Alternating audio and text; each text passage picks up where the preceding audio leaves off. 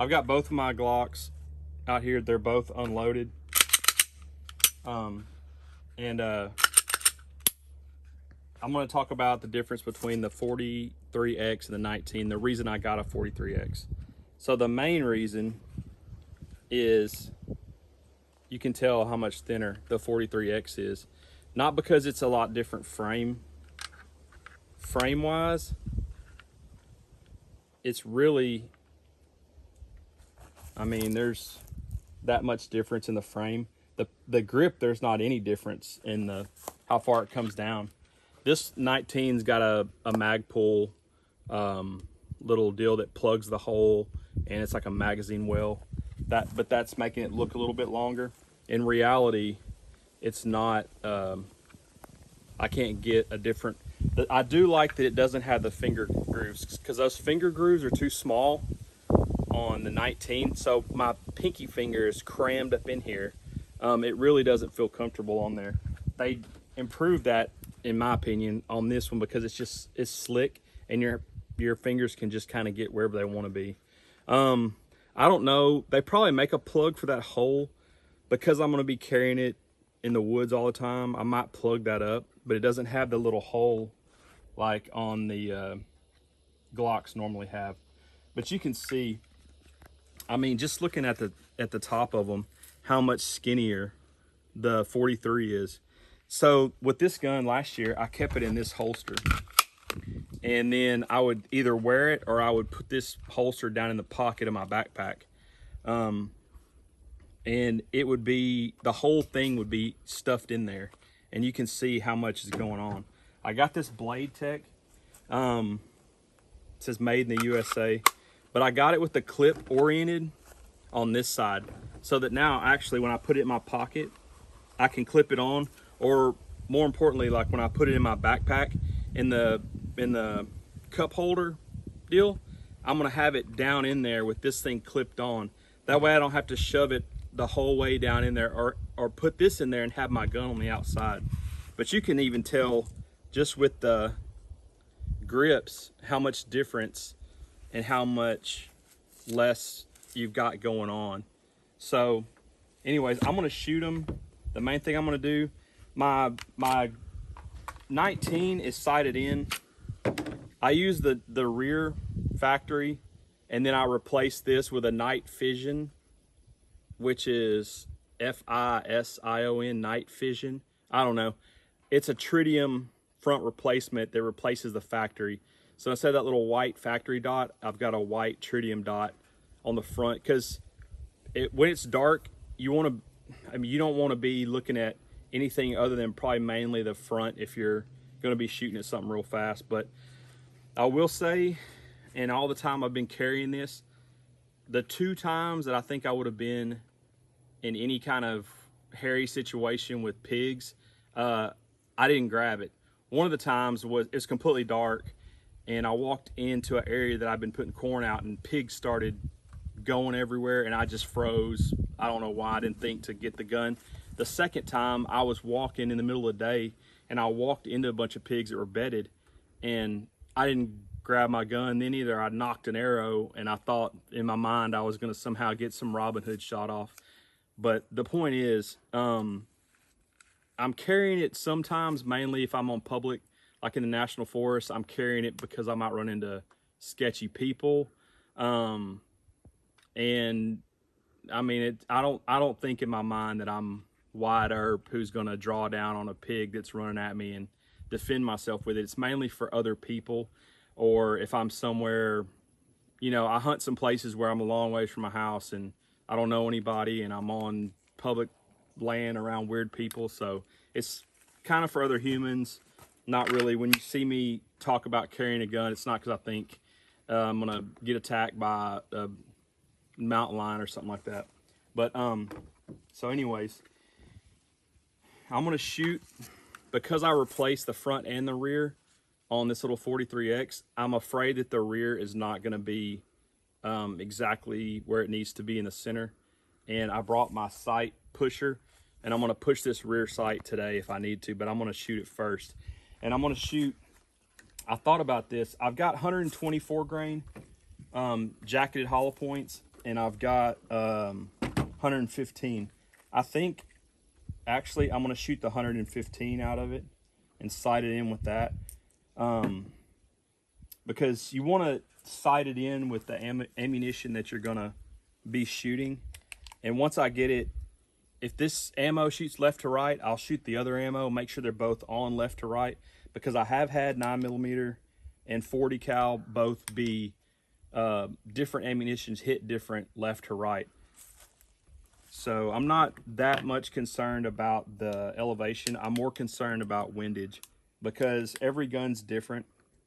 Because the Glock isn't adjustable for elevation, you just kind of take what you get. You're either going to have to find your holdover.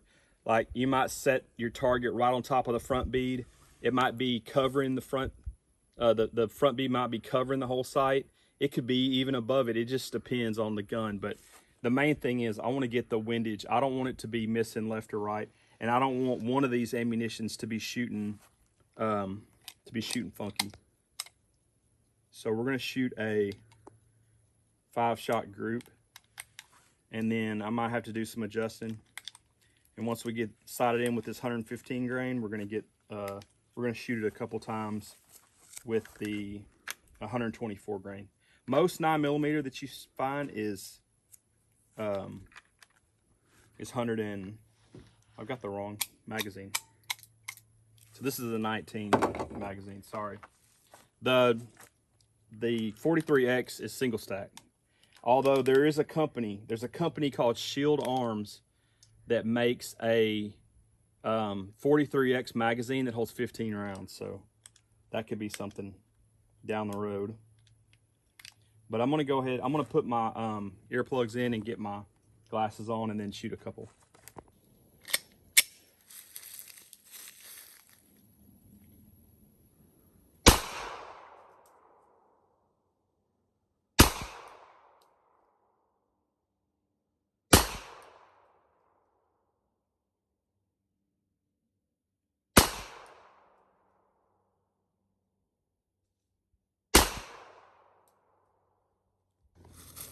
So there's my 5 shots right there. That's probably a little bit, I guess, left. So when you're adjusting a pistol sight on a bow, like on an archery sight, you're adjusting your front sight. Your peep is actually kind of your rear sight. So you want to chase your impacts. So if this were a bow and arrow, obviously I'd want to move my sight towards my sight pins towards where I'm hitting, because I'm leaving the front sight stationary and I'm doing all my adjustment by the rear sight.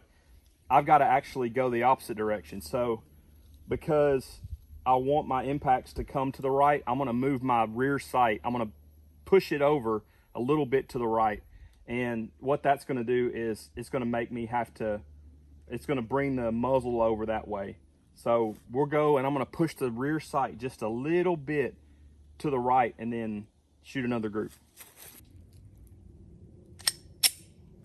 So I decided before I move it, it's so dead center looking that I'm going to shoot the 124 grain before I push it. I can't, with my eye, I can't tell that it's off. So we're just going to shoot the other ammunition and see if it maybe is that ammo.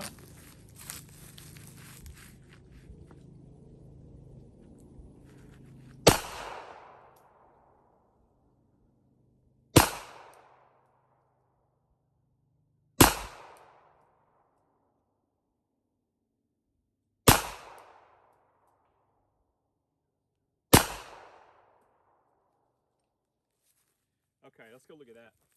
So it put five bullets in a straight line. So that's what I was worried about. So I'm not gonna move the sight. I'm gonna leave it where it's at because it's hitting. I mean, the rear sight's perfectly centered down the slide. And these 124 grains hit perfectly centered. Now, the elevation being off is me taking a different sight picture each time. I'm not putting the bead on the same spot every time. But the fact that they're all straight. I mean, as straight as you can get down the center. It's cutting that bullseye in half. I'm gonna leave them like they are. So I'll do another video because there's not gonna be, I don't have a reason to clamp it on there. You can go back and watch the video I made about installing the sight to see the sight pusher. But that Vism, I'll probably go ahead before season gets here or before too much longer. I'm gonna order another set of night sights. I may change them out on my 19. I may change them out on my 22. I'm not sure which pistol I'm gonna do, but I'm gonna do another set of night sights, and the chances of me getting 2 pistols right on the money is not good. So I'll probably have a video about me doing some adjustments. But basically what you need to take away is, if you're gonna adjust the rear sight, go towards where you're trying to move. If you're hitting to the left, move it to the right, okay? If you're adjusting the front sight on something, whether it's an old, you know, some of these old Chinese rifles and stuff like that, you can adjust the front sight. It's the rear that gives you no adjustment. So if you're adjusting the front sight, chase your impacts. If you're adjusting your rear sight, whether it's, you know, well, okay, so example, when you're shooting a bow, you can't move your rear sight, your peep. When you're shooting a gun like a Glock, you can move your rear sight. So on stuff that you can move the rear sight and not the front, go the direction you want to move.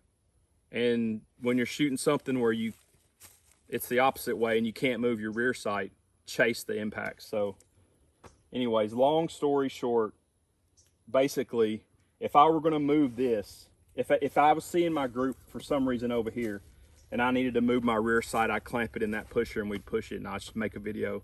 But luckily we came out here and we got it down. So go back and watch the video about installation if you want to see that sight pusher in action. And that's it. Thanks for watching.